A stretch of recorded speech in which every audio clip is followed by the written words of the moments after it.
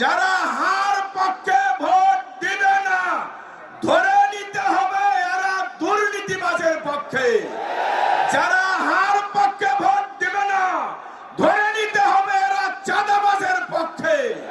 সম্মানিত ভাইগণ, আসুন বাংলাদেশ জামাত ইসলামী সহ 10 দলীয় ঐক্য জোটকে বিজয়ী করে আগামী সরকার 10 দলীয় ঐক্যের সরকার গঠনের মাধ্যমে দেশকে একটি ইনসাফপূর্ণ দুর্নীতি মুক্ত রাষ্ট্র হিসেবে গড়ে তোলার চেষ্টা করি।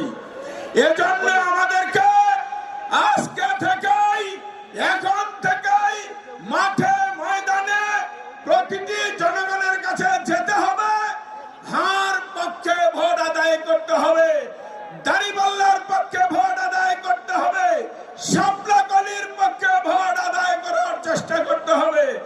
আপনারা সবাই রাজি আছেন? সম্মানিত ভাইগণ, আসুন আগামী